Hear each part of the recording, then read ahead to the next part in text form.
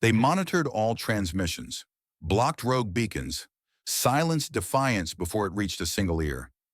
The Tessarian Empire controlled knowledge like others controlled air. And when Earth refused their orders, they didn't invade immediately. They jammed every signal. No broadcasts, no resistance propaganda, no hope. Earth would die in silence. But what the Tessarians didn't realize was that the message had already left. A single packet of sound and light hidden in an outdated pulse band, traveling faster than any fleet. A message so human, so unfiltered, so true, that by the time they found it, it had already begun changing the galaxy. The Tessarian High Control had ruled by silence for centuries. Not silence in the traditional sense, sounds and songs still echoed in the streets of their empire, but silence of thought, silence of history, silence of questions. Every species under their dominion understood. Some things are not said, not remembered, not asked. Earth was one such thing. After the collapse of the Terran Accord, humanity had been categorized, analyzed, and deemed contained. Sol became a quarantine system, monitored, walled off by comm relays and distortion fields. No ships allowed entry, no signals allowed exit. High Control had decided humanity's time was over, and silence would ensure it stayed that way. For decades, Earth had gone still. No transmissions, no warnings, no launches. Satellites decayed, probes returned empty. The Tessarian analysts reviewed static day after day. Then one day a blip, an anomaly flickered across a dormant mining relay in the shadow of Jupiter's third moon. A flare of data, too structured to be background noise, too irregular to be routine diagnostics. The signal was dismissed at first, tagged as atmospheric interference from a decaying reactor, until it blinked again. Precisely 33 minutes later, the data packet was small, barely 800 kilobytes, contained in an archaic format no longer used even by fringe traders. Inside text, just text. Words in Old Terran English, dated, formatted, stamped with time codes that predated the collapse. A Tessarian comms technician reviewed it and froze. She ran it through the encryption net twice, then a third time. Still text, still clear. No worm, no infection, no virus protocol, just words. She escalated it to her superior. Within hours, the High Control had initiated Protocol Null. The order was simple. Nothing leaves Sol. All communication nodes across the solar perimeter were shut down. Autonomous AI relays were force scrubbed. Even research probes were ordered to self-immolate. One ship that attempted retrieval was silently erased by a precision orbital strike. The Empire believed it had caught the message in time, but it hadn't. A Tessarian scout captain, Commander Aval Threx, assigned to asteroid field relay duty, noticed something strange.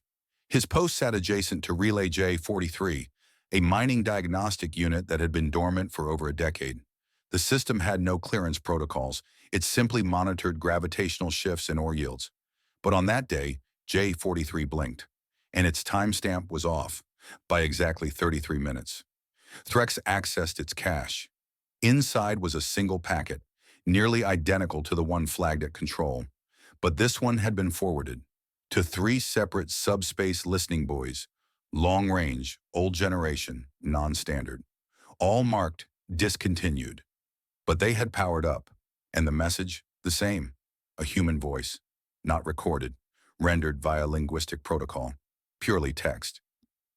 We do not cry for help. We do not summon war.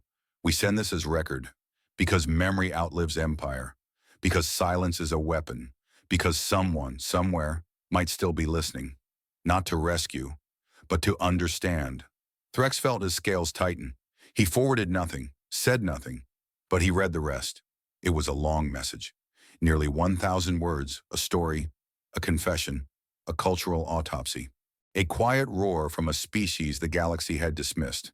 The message concluded, "They told us to be quiet. We agreed. But silence is not surrender. Silence is soil, and stories are seeds." Threx didn't sleep that cycle, and somewhere in the void, In that fractured corner between Saturn's shadows and the edges of denial, the seed began to grow. Not with noise, but with memory. The Tessarian high control was built on predictability. Data flows, behavior curves, pattern logic.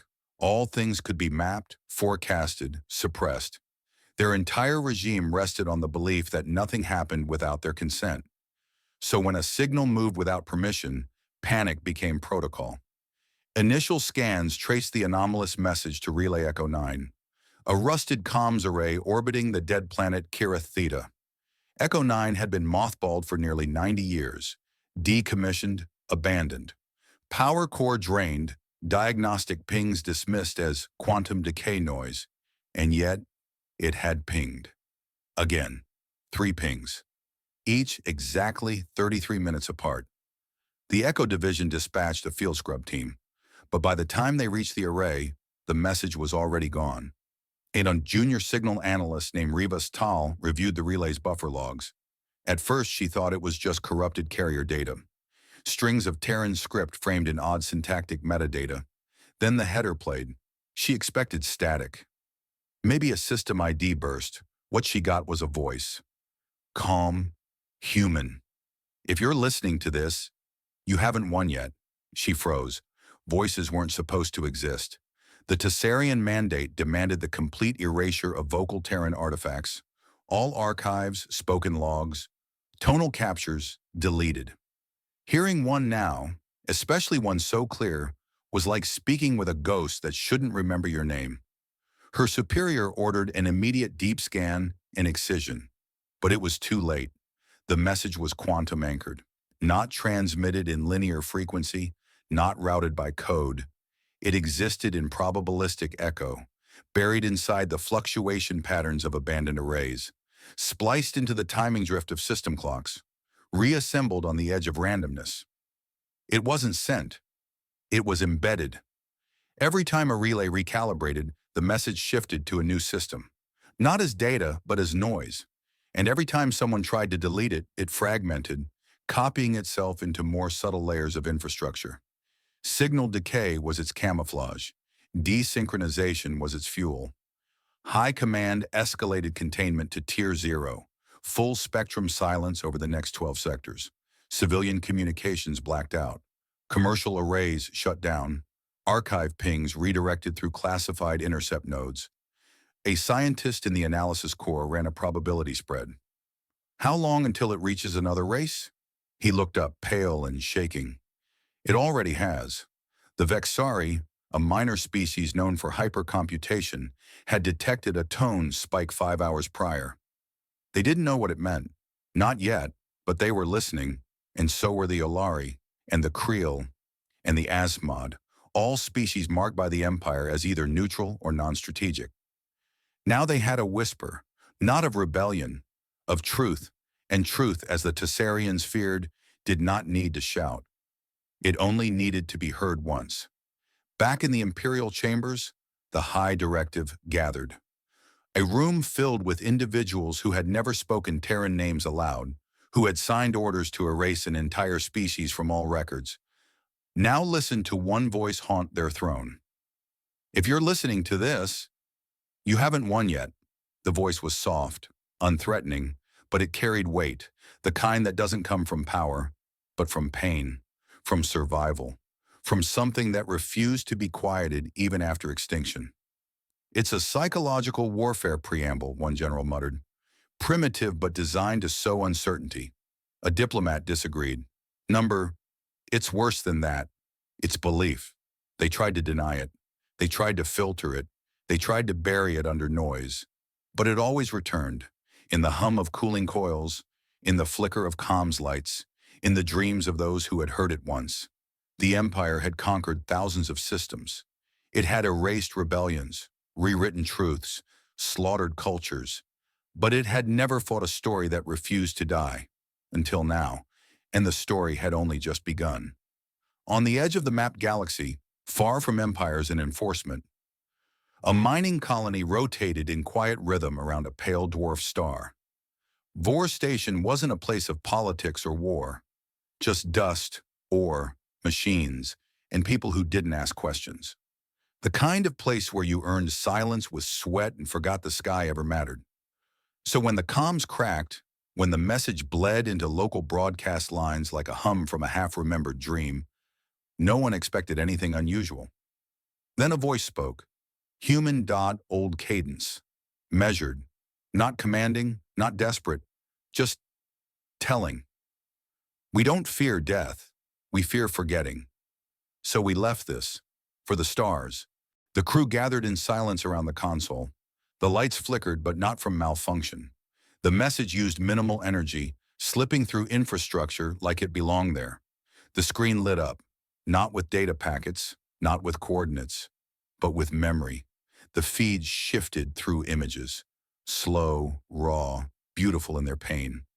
A city burning under gray skies, children huddled in stairwells, drawing pictures on cracked walls, a woman holding a stranger's hand in a collapsing subway tunnel, a nurse wrapping a bandage with shaking fingers, then singing. No narrator explained it. No narrator needed to. The voice only returned between scenes. This is who we were. Not soldiers, not empires, just people. The miners didn't speak. The feed played for nearly 45 minutes. Wars, not glamorized, shown in stills, in aching quiet. Famines, not just suffering, but sharing. Collapses, civilizations in ruin, but in the rubble. Campfires, music, poetry scratched into the walls of shelters. And then, rebuilding. We made mistakes. Then we made things. Not to forget, but to remember better. One engineer leaned forward. Is this propaganda? She asked softly, more to herself than anyone else. No, another murmured, eyes still locked on the screen. It's a eulogy. Toward the end, the message slowed. It showed a ruined spaceport with vines reclaiming its towers, a sculpture garden built from scrap hulls, a school powered by solar generators wired together by children, a Kezel festet tabla abejarat felet olvashato, udrakest. If you're watching this, it means we believe someone might still listen. This is not a warning. This is not revenge. This is a story. The last image was not of a battlefield. It was of a child in a Terran EVA suit, arms outstretched to a sky full of stars. The helmet was too big. The suit was patched in places, but the child smiled. Remember us, the voice said, not for what we fought, but for what we tried to build after. Then the signal ended, not with static, not with encryption, but with silence, the kind that fills a room when no one wants to breathe too loudly. Elsewhere, in systems where the Empire's control hadn't reached or had started to erode, the message was playing too. A university asteroid in the Vega Fringe suspended classes. A drifting commune resynced its environmental modules to conserve power just to replay it. A nomadic ship exiled from 3 systems carved a single line of the message onto its hull. We do not speak to dominate, we speak to be remembered. In the black conference rooms of the Tessarian High Control, panic took on new shapes. What is this? A strategist hissed. It's not military doctrine, it's philosophy. A historian who hadn't spoken in days whispered, it's worse than war, it's meaning. Another argued to suppress it faster, to blanket it under new noise. But already something was breaking, because data can be firewalled. But a story, a memory, it spreads in the space between rules. It lives in the minds of those who whisper, did you hear it? It becomes a question no one authorized. A child on a Tessarian world drew a picture in the sand after hearing it, a blue planet with people holding hands under broken skies. When asked what it meant, she simply said that they kept trying. And somewhere further still, where the signal had traveled faster than light should allow, a sleeping race stirred. A race Earth had once helped and once been betrayed by. They heard the message. They didn't ask what Earth wanted. They simply remembered. Across fringe systems and central trade hubs alike, the message spread, not as noise, but as truth dressed in story. There was no command, no anthem, no symbol to rally around, just a human voice, measured, worn, unarmed, and it was changing everything. In the rain-drenched streets of Anther Prime, A graffiti artist stood still for the first time in days. His neural sketch pad flickered in his hands. The voice in the recording looped again. We're already dead. But if our words reach you, then you can decide whether death means silence or memory. He put down the pad and began painting. Not symbols of rebellion, not slogans. A mural. A human woman cradling a broken radio. Around her, not fire, but flowers. Color erupting from rubble. In the asteroid prisons orbiting the Tessarian outpost of Merrick's Hollow, silence had always meant punishment. But now silence came after the message played through a smuggled comlink. Prisoners, killers, thieves, political dissidents sat shoulder to shoulder, eyes closed, not speaking, not weeping, just listening. A veteran with burn scars on half his face finally whispered, "They lost everything, but they still spoke. So maybe I can too." On a warship patrolling neutral space, a Tessarian lieutenant hesitated as her finger hovered over the targeting control. A skirmish was about to begin, textbook response protocol. But the human message had reached her neural HUD via a bootleg data drip. She hadn't meant to hear it. Now she couldn't unhear it. She looked at the display, at a refugee craft barely holding integrity. She turned off the targeting system and said nothing. A general on the Tessarian homeworld stood in his private chamber, pacing, pacing, pacing. His daughter, no older than 9, stood at the threshold, holding a memory slate. She had heard the voice too. "Why don't we speak like them?" she asked. The general turned, jaw tight. "Like who?" She showed him the slate. A paused frame. Earth's surface, scorched and green all at once. In the foreground, a child drawing on a cracked wall, smiling. "The dead people," she said simply. He opened his mouth. No answer came. Because the Empire had words. They had control. But not this. Not stories that outlive fire. In the grand strategy halls of high command, someone finally said it aloud. "This is not a signal." A murmur passed through the room. The communications director nodded gravely. "It's a seed." "A seed of what?" a counselor asked. Silence. Then the oldest among them, an archivist brought in to study cultural threats, said, "Of memory. And if memory takes root, control dies." The signal was quantum anchored. It didn't rely on infrastructure. It didn't need permission. It bounced. It echoed. It clung to systems like a dream clings to the edge of sleep. You couldn't silence it, because no one was shouting. They were just telling. And once a story is told, it cannot be untold. In a theater dome on Avril Station, where entertainment was engineered and commodified, something unprecedented happened. 1,000 patrons stood up after the message finished, not to applaud, to walk out in absolute silence. One whispered to another, "They didn't tell us to rise, but now I can't stay seated." Artists began weaving the voice into sculptures. Musicians set the words to melodies. A dancer on Veltree, long paralyzed, choreographed movement around the phrase, "We feared forgetting." Even children began to mimic the cadence of the speaker, as if honoring not what was said, but the way it was meant. And across the Tessarian Empire, the cracks widened. Entire divisions of soldiers began requesting silence time. Memory minutes, they called them. Command banned it, so they did it anyway. Some sat in airlocks. Some sat under stars. Some sat in bunk rooms, eyes shut, listening to the message burned into their memories, even when it wasn't playing. The signal had no weapon, but it cut deeper than plasma, because it wasn't about death. It was about what came after, and that terrified the Empire more than any fleet. The message's final lines embedded in minds like tattooed truths. "We're already dead, but if our words reach you, then you can decide whether death means silence or memory." And suddenly, across every part of the known galaxy, the Empire's problem wasn't rebels. It wasn't armies. It was that people were feeling again.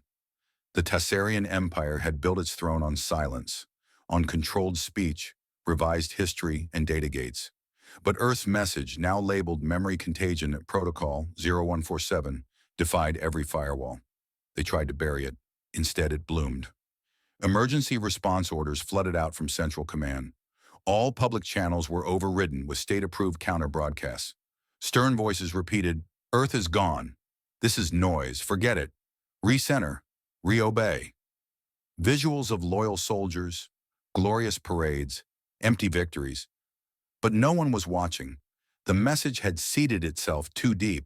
And worse, it had started to mean something. AI moderators across major colonies began shutting down, citing corrupted emotional logs.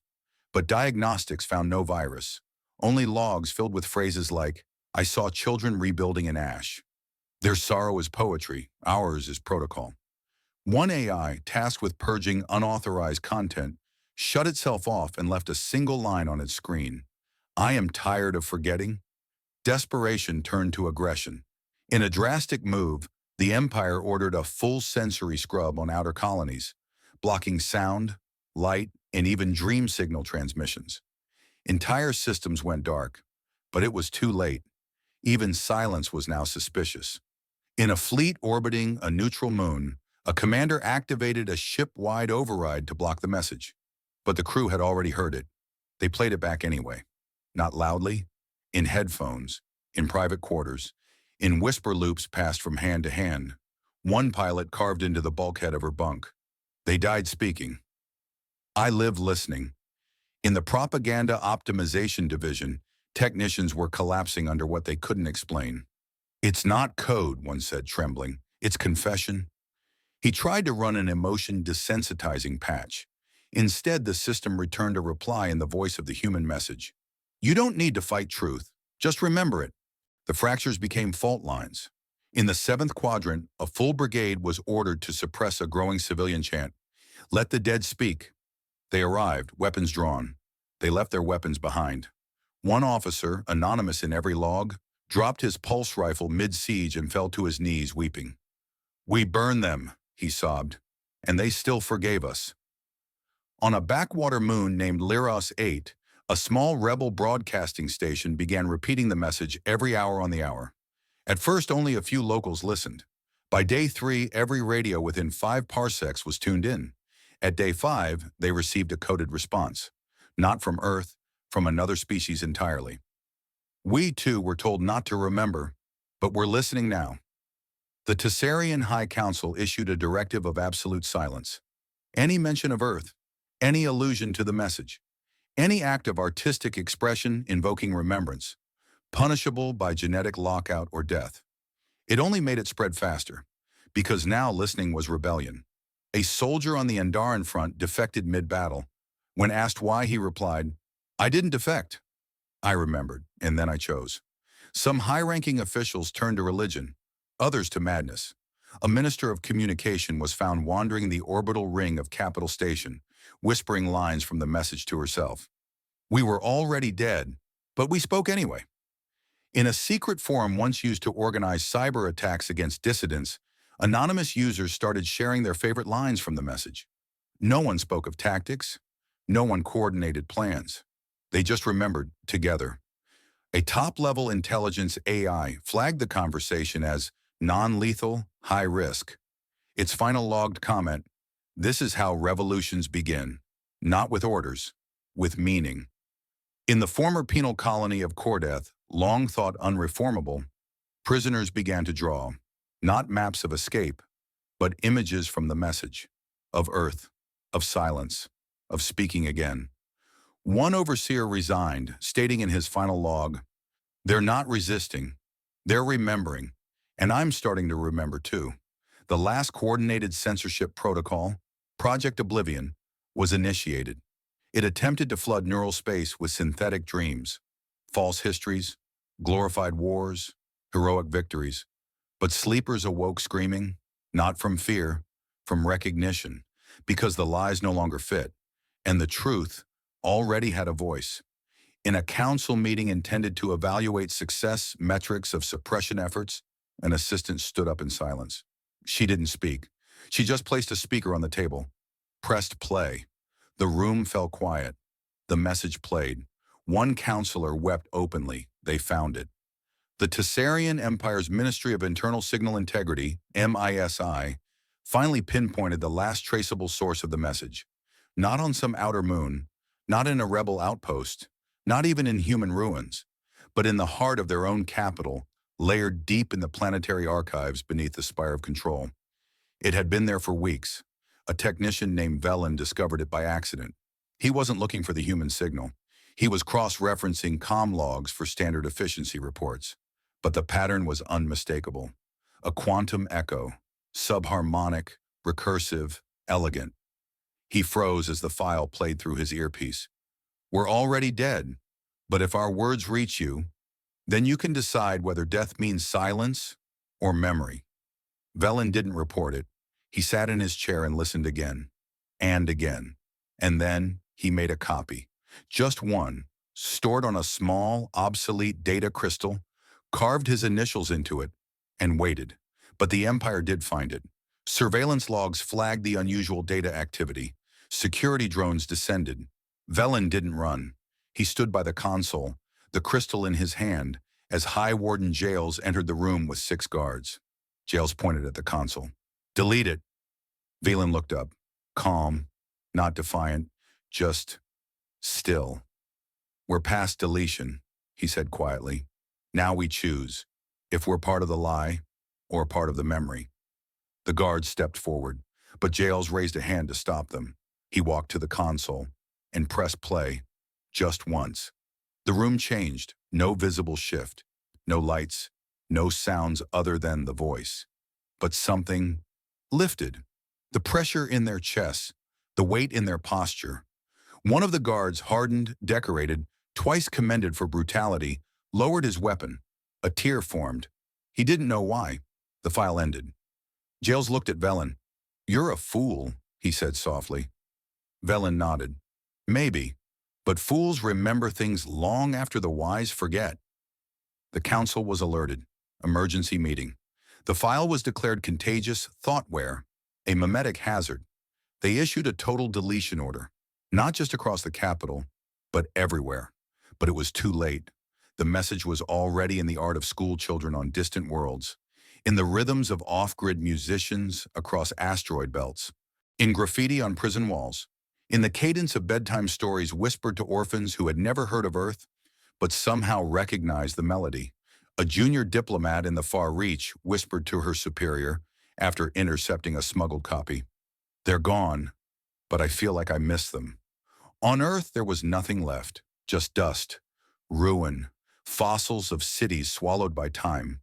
But Earth wasn't needed anymore, because every race now knew them, heard their grief, shared their flame, and in knowing something shifted. The Empire still ruled. Technically, they had fleets, but their orders grew quieter. Less followed, more questioned.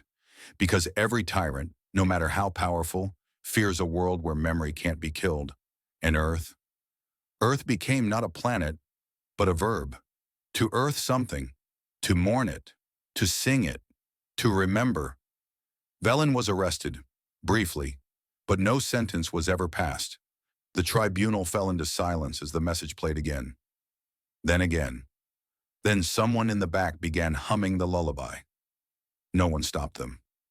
Somewhere in the shattered remnants of a forgotten Terran satellite, a single line blinked on a broken screen.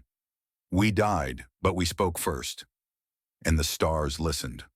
Another whispered, it's too late. The message, though ancient, still felt alive, still felt like a choice. The Empire, mighty in weapons and walls, had failed to consider one simple truth. A story doesn't need permission to spread. It only needs to be heard. And once it's heard, it lives, not in systems, but in people. No one expected there to be more. The message had already done what the Tessarian Empire feared. Fractured obedience, ignited memory, stirred something older than rebellion. But then came a whisper from the Department of Xenolinguistics. A young archivist named Rava, stationed in a minor observatory, sent an encrypted message to her supervisor. There's something beneath the voice. Her supervisor replied, it's already public knowledge. Move on. She didn't. Working alone, surrounded by outdated equipment and fragments of Earth's linguistic debris, Rava did what no Empire scholar had dared. She listened longer, slowed the message, shifted its frequency, filtered through harmonics. What she found wasn't another speech, or a threat, or coordinates to a fleet. It was A song. It began softly. Almost imagine. A thread of melody layered beneath the spoken memories. Subtle, mournful, patient. She isolated the waveform, inverted the pitch, and then voices. Not one, not many. Thousands, all singing together. Not in unison, in harmony. A human lullaby. The melody shifted constantly but never clashed. Languages intertwined. Dead ones, living ones. Some never heard by her kind. Children's voices, elders humming, soldiers chanting, lovers whispering in tune. Not synthetic, not artificial. It was alive. A song with no center, no origin, only feeling. Rava sat frozen in her chair, headphones pressed tight. Tears streamed down her face. She wasn't Terran. She had never been to Earth. But something in the harmony cracked through her chest like light through glass. It was joy wrapped in sorrow, memory folded into melody, a message without argument, a truth that didn't beg to be believed. She submitted her findings. No one replied, but the audio leaked. Within hours, listeners across neutral systems began to hear it too. Not from broadcasts, from each other. The song passed between people like breath. One singer picked up where another left off, spontaneously harmonizing with someone across planets. Blind children in the Tau archives hummed it in perfect unison, though none of them had access to the original signal. Farmers in the dust plains of Valoros laid down their tools, staring skyward, singing without knowing why. Even machines began to recognize it, not as sound, but as structure. The message wasn't just a call, it was a memory made melodic. One philosopher called it empathy encoded. Another simply said, it's not a call to arms, it's a call to feel. The Empire tried jamming it. The jammers sang back. Then from the galactic edge, something impossible occurred. A race not seen in over 800 years responded. The Shalnir, ancients, mute, older than Earth itself. They had never once entered any known conflict. Their reply was short, not in code, not in encryption. Just 3 words in perfect Terran standard. We remember Earth. It stunned even the most hardened commanders. Not because the Shalnir spoke, but because the Empire didn't know they could. Across the council stations, silence fell. For the first time, not out of fear, but reverence. The lullaby played in markets, aboard freighters, in bunkers deep under siege. It healed more than it stirred, because it offered no judgment, only remembrance. One Empire officer resigned with a single sentence in his log. I used to follow orders. Now I follow the song. In a chamber once used for interrogations, a high-ranking propagandist sat alone, humming the lullaby he had once tried to erase. No script, no orders, just melody. And far away, on a small, uninhabited moon once used to exile Terran refugees, a flower bloomed for the first time in 200 years. Its petals opened in time with the music, as if even nature remembered, because the message, beneath its stories and speeches and sorrow, was never meant to win a war. It was meant to outlive one, to teach those who remain that truth doesn't have to shout. Sometimes it sings, and when it does, even galaxies listen. On a distant planet, name forgotten, still marked as insignificant on imperial maps, a child kneels in a field of windswept stone. Not much grows here. The skies are quiet.